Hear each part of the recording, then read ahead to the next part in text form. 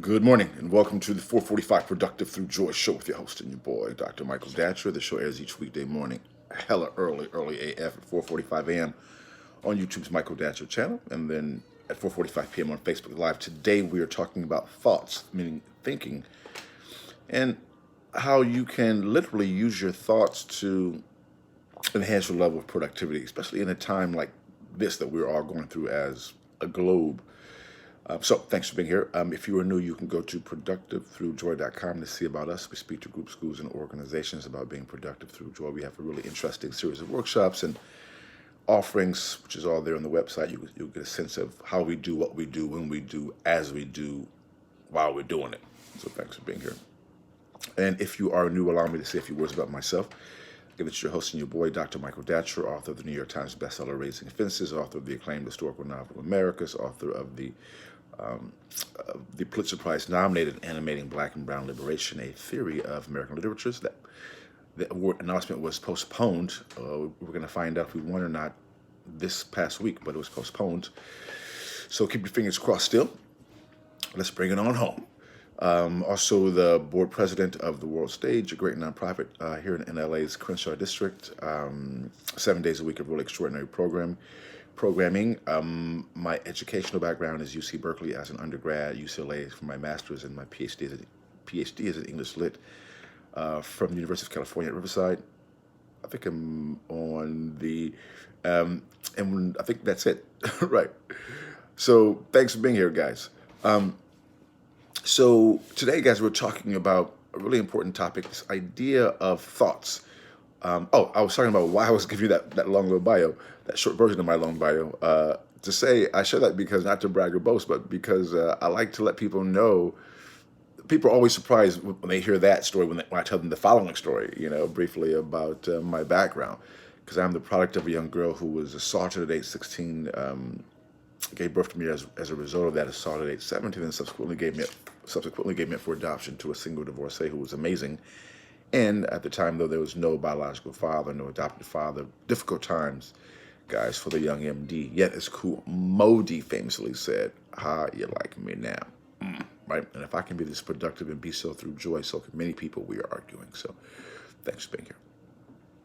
Let's dive into the topic. So we're talking today, guys, about our thinking, our thoughts.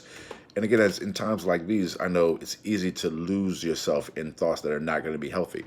And so point one is that you want to know that you have the ability to control your thoughts, right? To be, in some ways, the master of your thoughts, which is not easy. In many ways, it's very difficult for individuals to deal with life's vagaries. And so we find ourselves our minds just going all over the place, right? They call it monkey mind in meditation and yoga, where your mind is just, bouncing around.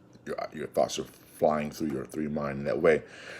And when you are, which that can be okay if you're trying to create something and trying to brainstorm, for example. But in other parts of our lives, that can be very complicated because those thoughts oftentimes are not affirming thoughts. They oftentimes, as we talked about a couple of weeks ago, are on a feedback loop of what things people have told us, what we've thought about ourselves as a result, and they begin to be negative thoughts that can actually break us down, which goes right into point two. Well, how do you begin to master or control your thoughts? You do it, as we talk about a great deal on this show, through various types of spiritual modalities like meditation, yoga, running, just mindfulness in general is such a important aspect of this because you can get in the habit of practicing controlling your thoughts. That's important because thoughts literally are things, as we know now from modern metaphysics, that thoughts can concretize into what we like them to see in terms of the manifesting on the planet in the world of phenomena, right? So if we can think about, hold a thought in our mind and mix it equally importantly with emotion and belief, right? So at times when you hold a thought, or better yet, a visualization of a situation or an outcome. So right now, many of us are watching this Michael Jordan documentary on ESPN, which is really amazing. It's very, wow, well done, impressive. As we're locked in the house, I don't even have a TV. I just watch it on my computer. TV can be dangerous.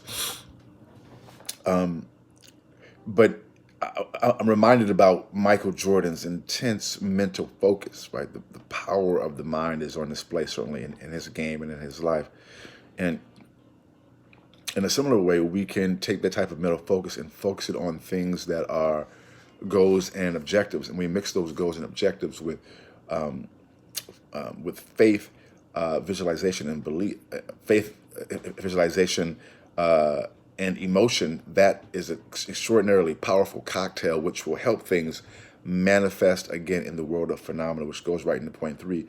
As a result, we can have the skill set. We can develop the skill set to essentially have the life, have the justice, have the. As a sidebar, we need to also, of course, do the work. You just can't.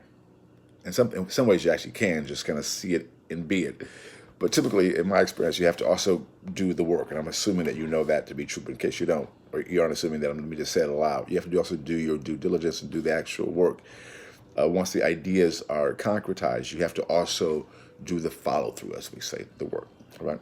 But listen, that combination, I've seen it, I've done it in my own life many times. It's a very powerful thing to begin to master your thoughts and to practice that mixing of faith and belief and emotion, visualization. It's extraordinary. And one can literally make the life through your thoughts, through your thinking. So boom, goes the dynamite. Thanks for being here, guys. We'll see you this afternoon at 4:45 p.m. Until then, let's talk about it and be about it. Deuces.